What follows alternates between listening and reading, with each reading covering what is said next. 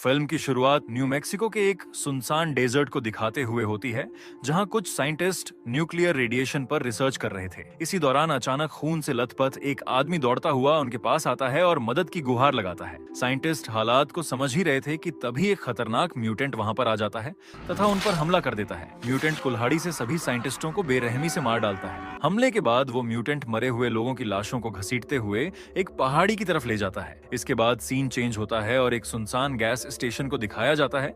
उसका मालिक अंदर सो रहा होता है। तभी अचानक बाहर से कुछ अजीब आवाजें सुनाई देती हैं, जिससे वह जाग जाता है और तुरंत सतर्क होने के साथ अपनी बंदूक लेकर बाहर निकलता है।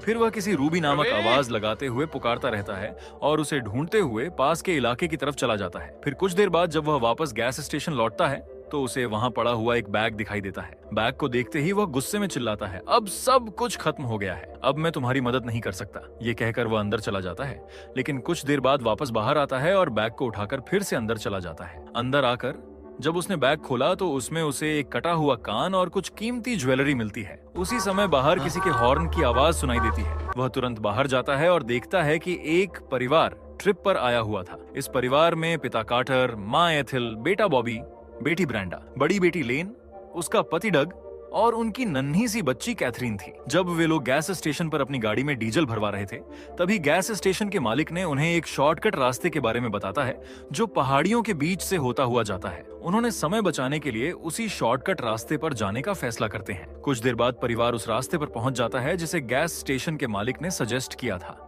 तभी एथेल ने मैप में देखा, लेकिन उसमें यह रास्ता शो नहीं हो रहा था। तभी अचानक सड़क पर एक स्पाइक स्ट्रिप आ जाता है, जिससे गाड़ी के टायर पंचर होकर फट जाते हैं, जिससे कार्टर का गाड़ी पर से नियंत्रण छूट जाता है और गाड़ी जाकर एक बड़े पत्थर से टकरा जाती है। टक्कर के बाद सभी लोग घबराकर गाड़ी से बाहर निकल आते हैं।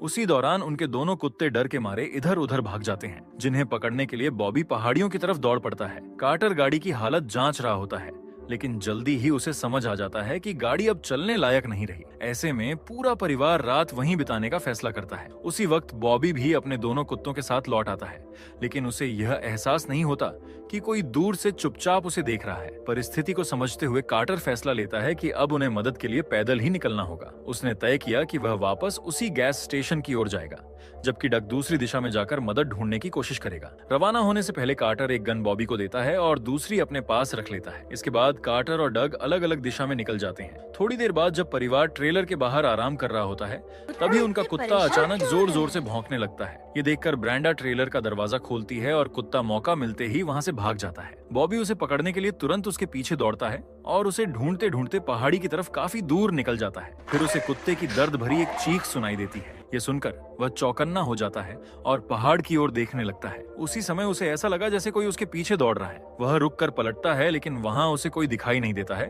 थोड़ा आगे बढ़ने पर उसे जमीन पर खून के निशान दिखाई देते हैं। वह डरते हुए उन निशानों का पीछा करता है, लेकिन कुछ दूर जाने पर उसे अपना कुत्ता मृत अवस्था में मिलता है। ये भयानक दृश्य देखकर बॉबी बुरी तरह से घबरा जाता है और वहां से भागने लगता है, लेकिन भागते समय उसका पैर फिसल जाता है, जिसके कारण वह एक गहरे गड्ढे में गिर जाता है, जिससे वह बेहोश हो जाता है। उसी समय लाल कपड़े में एक लड़की वहां आती है, जिसका नाम रूबी होता है। वह एक अजीब और विकृत दिखने वाली बच्ची है। जैसे ही लड़की ने खून की बूंदें लड़के के शरीर पर गिरती हुई देखी, तभी वह ऊपर की ओर देखती है, जहां उसका भाई मरे हुए कुत्ते का पैर खा रहा होता है। दूसरी तरफ डग डेजर्ट में चलते हुए एक सुनसान जगह तक पहुंच जाता है, जहां पर कई पुरानी गाड़ियां खड़ी हुई होती हैं। जब वह पास जाकर ध्यान से देखता है तो उसे समझ आता है कि सारी गाड़ियां टूटी फूटी और खराब हालत में होती हैं। उधर कार्टर रात होने से पहले गैस स्टेशन तक पहुंच जाता है और वहां मालिक को ढूंढने की कोशिश करता है, लेकिन वहां उसे कोई दिखाई नहीं देता। फिर वह गैस स्टेशन के एक कमरे में जाकर देखता है, जहां एक बैग रखा होता है। बैग में एक कटा हुआ कान और कुछ अजीब सा सामान होता है, जिसे देखकर उसे सब कुछ संदिग्ध लगने लगता है। फिर वह अपनी बंदूक निकालता है और धीरे धीरे दूसरे कमरे में दाखिल होता है। उस कमरे की दीवार पर कई अखबार की कटिंग्स चिपकाई हुई होती हैं। तभी उसे पता चलता है कि यह इलाका कभी न्यूक्लियर टेस्टिंग साइट का होता था तथा यहाँ पर माइनिंग का काम भी होता था। रेडिएशन के कारण कुछ लोग मारे गए, लेकिन कुछ लोग जिंदा बच गए। हालांकि रेडिएशन से उनका शरीर भयानक रूप से विकृत हो गया था तथा कुछ तस्वीरों में इन विकृत लोगों की झलक भी दिख रही होती है। और एक कटिंग में यह भी लिखा होता है कि इस इलाके में लोगों की रहस्यमय गुमशुदगियां शुरू हो चुकी थीं। ये सब देखकर कार्टर को हालात की गंभीरता का अंदाजा हो जाता है और उसने तुरंत अपने परिवार के पास लौटने का फैसला करता है। जैसे ही वह गाड़ी स्टार्ट करता है, हेडलाइट्स सीधे बाथरूम की ओर पड़ती है, जहां उसे किसी के पैर दिखाई देते हैं। सावधानी से कार्टर बाथरूम की तरफ बढ़ता है और दरवाजा खोलता है, जहां अंदर गैस स्टेशन का मालिक बैठा होता है। वह शराब पी रहा था और उसके पास एक बंदूक रखी होती है। मालिक उन सब घटनाओं का जिम्मेदार खुद को बताता है और कहता है कि उन्हें इतना बेरहम क्यों होना पड़ा। यह बोलकर अपने आप को गोली मार लेता है। कार्टर यह सब देखकर घबरा जाता है और जल्दी से वापस कार में जाकर बैठ जाता है। लेकिन जैसे ही वह रियर व्यू मिरर में देखता है, उसे पीछे की सीट पर एक भयानक चेहरा दिखाई देता है। वह तुरंत बंदूक उठाने की कोशिश करने लगता है, लेकिन उससे पहले ही उस पर जोरदार हमला हो जाता है, जिससे वह बेहोश हो जाता है। फिर हमलावर उसे एक ट्रॉली में डालकर माइंस की ओर ले जाना शुरू कर देते हैं। उधर जब बॉबी देर तक वापस नहीं आता है तो ब्रेंडा उसे ढूंढने बाहर निकल जाती है। दूसरी तरफ रूबी अब भी बेहोश पड़े बॉबी के पास बैठी होती है, लेकिन जैसे ही उसे ब्रेंडा की आवाज सुनाई देती है, वह घबरा गई और वहां से भाग जाती है। इसके बाद ब्रेंडा को बॉबी मिल जाता है और वह उसे वापस ट्रेलर तक ले आती है, लेकिन बॉबी ने अपने साथ हुई सारी बातें सबसे छिपा लेता है तथा किसी को कुछ भी नहीं बताता है। थोड़ी देर बाद ट्रेलर के बाहर किसी की आवाज सुनाई देती है। ये सुनकर बॉबी ने सबको अंदर ही रहने के लिए कहता है और खुद बाहर जाकर देखने लगता है। बाहर पहुंचकर उसने देखा कि कुत्ते की जंजीर टूटी हुई होती है। वह कुत्ते को आवाज देता है, लेकिन कोई जवाब नहीं मिलता। उसी वक्त पीछे से डग आ जाता है और अचानक बॉबी के कंधे पर हाथ रख देता है, जिससे बॉबी बहुत डर जाता है। फिर डग सबको बताता है कि उसे रास्ते में एक गहरा गड्ढा मिला है और आसपास कहीं भी कोई रास्ता या हाईवे नजर नहीं आ रहा था। इसके बाद वह कार्टर के बारे में पूछने लगता है कि क्या वह अब तक नहीं लौटा। इतनी गंभीर बातें होने के बाद भी बॉबी चुप रहता है और उसने अपने साथ हुई घटना किसी को नहीं बताई। तभी डग बोला, अगर कार्टर 12 बजे तक वापस नहीं आता है तो इसके बाद हम उसे ढूंढने निकलेंगे। फिर सभी लोग ट्रेलर के अंदर आ जाते हैं, लेकिन ट्रेलर में जगह कम होने की वजह से डग और लिन कार में जाकर सो जाते हैं। आधी रात हो चुकी थी और सब लोग गहरी नींद में होते हैं, लेकिन बॉबी अब भी जाग रहा था। तभी उसे बाहर से कुत्ते के भौंकने की आवाजें सुनाई देती हैं। वो तुरंत बाहर निकलता है और कुत्ते को पुकारते हुए उस दिशा में बढ़ने लगता है जहां से आवाज आ रही होती है। उसी दौरान ट्रेलर के अंदर एक म्यूटेंट घुस जाता है। ब्रेंडा हेडफोन लगाए हुए होती है, इसीलिए उसे किसी भी तरह की आवाजें सुनाई नहीं देती हैं। उधर बॉबी एक चट्टान तक पहुंच जाता है। तभी वहां से अचानक किसी की अजीब हंसी सुनाई देती है। ये सुनकर वह डर जाता है और घबराकर तेजी से ट्रेलर की ओर लौटने लगता है। उसी वक्त ब्रेंडा की नींद खुल जाती है, लेकिन उससे पहले कि वह कुछ समझ पाती, म्यूटेंट उसके मुंह पर हाथ रख देता है। इधर बॉबी दौड़कर डग और लिन को जगाने की कोशिश करने लगता है। जैसे ही डग और लिन उठते हैं, बॉबी घबराकर उन्हें बताता है कि वे इस जगह पर अकेले नहीं हैं, लेकिन लिन ने कहा कि ऐसी जगह पर कोई रह ही नहीं सकता। तभी बॉबी उन्हें मरे हुए कुत्ते के बारे में बताता है और कहता है कि उसने पहले इसके बारे में इसलिए नहीं बताया क्योंकि वह माँ को डराना नहीं चाहता था। तभी ट्रेलर के अंदर से अजीब सी आवाजें सुनाई देती हैं। जब सब लोग ट्रेलर के अंदर जाने ही वाले होते हैं, तभी वह म्यूटेंट एक बटन दबा देता है। उसी वक्त एक पेड़ से बंधे कार्टर के नीचे आग लग जाती है और वह जिंदा जलने लगता है। यह देखकर सब लोग कार्टर को बचाने के लिए उसकी तरफ दौड़ पड़ते हैं, लेकिन इस बीच किसी को भी ट्रेलर के अंदर घुसते हुए उस खतरनाक म्यूटेंट का पता नहीं चलता है। डग आग बुझाने की कोशिश करता रहता है, लेकिन कामयाब नहीं हो पाता। सबके सामने कार्टर दर्द से तड़पता रहा और झलकर मर जाता है। उधर ट्रेलर के अंदर एक म्यूटेंट ने ब्रेंडा पर हमला करने की कोशिश करता है।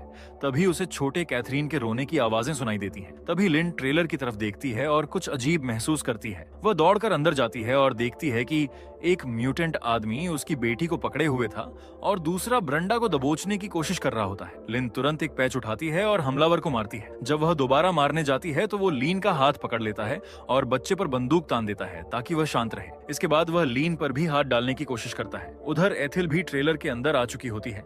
जैसे ही उसने एक म्यूटेंट को मारने के लिए पत्थर उठाती है, तभी दूसरे म्यूटेंट उसे देख लेता है और बिना देर किए उस पर गोली चला देता है। गोली की आवाजें सुनकर डग तेजी से ट्रेलर की ओर भागता है। अंदर म्यूटेंट जैसे ही ब्रेंडा को मारने के लिए बंदूक उठाने लगता है, लिन हिम्मत दिखाती है और उसके पैर में स्क्रू कसने वाला पेंच घोंप देता है, जिससे म्यूटेंट गुस्से में आ गया और लीन के सिर में गोली मार देता है। इसके बाद वे म्यूटेंट लोग छोटी बच्ची को उठाकर ट्रेलर से बाहर निकल जाते हैं। जब डग ट्रेलर के अंदर पहुंचता है, तब तक म्यूटेंट्स वहां से जा चुके होते हैं। उसकी पत्नी लिन की लाश जमीन पर पड़ी हुई होती है और बच्ची भी वहां से गायब होती है। ये देखकर डग पूरी तरह टूट जाता है और फूट फूट कर रोने लगता है। उधर एक म्यूटेंट दूर से यह सब देख रहा होता है। तभी उसके पीछे कुछ हिलता है, लेकिन वह ध्यान नहीं देता। अचानक परिवार का कुत्ता आता है और उस म्यूटेंट को बेरहमी से मार डालता है। इधर ट्रेलर के अंदर एथिल अभी जिंदा होती है, लेकिन उसकी हालत बहुत गंभीर थी। बॉबी जैसे ही अंदर का हाल देखता है, वह गुस्से में आ जाता है और बोलता है कि अब हमें म्यूटेंट्स का पीछा करना चाहिए। लेकिन डग ने उसे रोकते हुए कहता है कि बिना किसी योजना के ऐसा करना सही नहीं होगा। उसी वक्त उन्हें ट्रेलर के बाहर से कोई आवाज सुनाई देती है। बॉबी ने तुरंत ट्रेलर के दरवाजे की तरफ गोलियां चलाना शुरू कर देता है। फिर डग धीरे धीरे बाहर जाता है ये देखने कि वहाँ क्या है।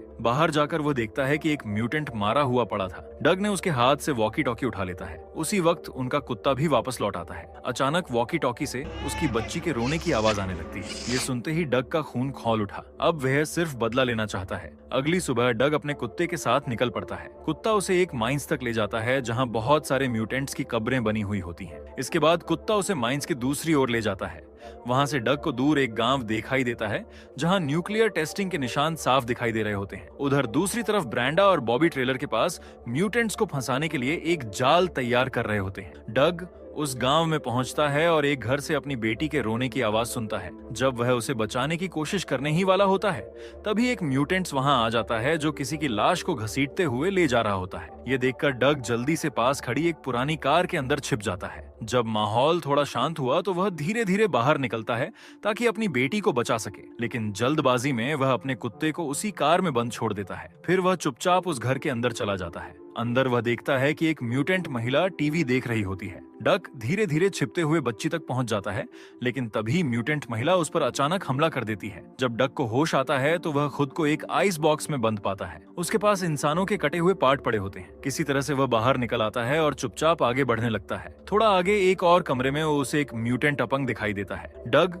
उसे अपनी बेटी के बारे में पूछता है, लेकिन वह म्यूटेंट कोई जवाब नहीं देता है। तभी अचानक एक दूसरा म्यूटेंट खिड़की तोड़कर अंदर घुस आता है और डग पर कुल्हाड़ी से हमला कर देता है। हमले में डग की एक उंगली कट जाती है, लेकिन वह हार नहीं मानता है और बड़ी मुश्किल से उस म्यूटेंट को मार गिराता है। तभी वहां एक और म्यूटेंट शोर सुनकर पहुंच जाता है, लेकिन डग उसे अचानक पकड़ लेता है। डग पहले उसके पैर पर वार करता है और फिर कुल्हाड़ी से उसे मार डालता है। इसी दौरान एक अपंग म्यूटेंट वॉकी टॉकी पर एक मैसेज भेजता है कि डग की बेटी को मार डालो, लेकिन जैसे ही वह पलटता है डग का कुत्ता उस पर टूट पड़ता है और उसे वहीं मार डालता है। इसके बाद डग एक एक घर जाकर कैथरीन को ढूंढने लगता है। वहां उसे कई अजीब और विकृत बच्चे दिखाई देते हैं, लेकिन उसकी बेटी कहीं नहीं मिलती है। उधर जब एक म्यूटेंट बच्ची को मारने पहुंचता है तो वह देखता है कि वहां बच्ची नहीं होती, बल्कि एक सूअर का बच्चा रखा हुआ होता है। असल में रूबी, जो म्यूटेंट्स में से थी, बच्ची को लेकर वहां से भाग चुकी होती है। उसी वक्त पहाड़ी के ऊपर से डक को अपनी बेटी के रोने की आवाज सुनाई देती है। ये देखकर डक बिना समय गवाए उनके पीछे दौड़ पड़ता है। दूसरी तरफ बॉबी और ब्रेंडा को पता चलता है कि एक म्यूटेंट उनके पिता की लाश को खा रहा होता है। जब वह उसे देखते हैं तो वह गुस्से में आकर उन पर हमला करने दौड़ता है, लेकिन बॉबी और ब्रेंडा ने पहले से एक जाल तैयार कर रखा होता है। जैसे ही म्यूटेंट उस ट्रेलर का दरवाजा खोलता है तभी ट्रेलर में एक जोरदार धमाका होता है जिससे वह मर जाता है। उधर डग लगातार रूबी का पीछा करता रहता है। थोड़ी देर बाद वह उसके पास पहुंच जाता है। रूबी कैथरीन को डग के पास सौंपने की कोशिश करती है, लेकिन तभी एक और खतरनाक म्यूटेंट वहां आ जाता है और डग पर हमला कर देता है। डग बिना देर किए उस म्यूटेंट पर गोली चला देता है। इसके बाद रूबी कैथरीन को डग की गोद में दे देती है, लेकिन जैसे ही डग अपनी बच्ची को गोद में लेता है तभी पीछे से वही म्यूटेंट फिर से उठ खड़ा होता है। ये देखकर रूबी बिना सोचे समझे उस म्यूटेंट के साथ खुद को पहाड़ी से नीचे गिरा देती है। दोनों की वहीं मौत हो जाती है, लेकिन वह डग और उसकी बेटी की जान बचा लेती है। उधर बॉबी तथा ब्रेंडा को एक और म्यूटेंट जिंदा मिलता है। ब्रेंडा उसे कुल्हाड़ी से मारकर खत्म कर देती है। आखिर में डग अपनी बेटी और कुत्ते के साथ सुरक्षित वापस लौट आता है। तीनों एक दूसरे को गले लगाते हैं और एक राहत की सांस लेते हैं, लेकिन उन्हें यह नहीं पता था कि दूर एक जगह से अब भी कोई उन्हें चुपचाप देख रहा होता है। और यहीं पर यह फिल्म खत्म हो जाती है।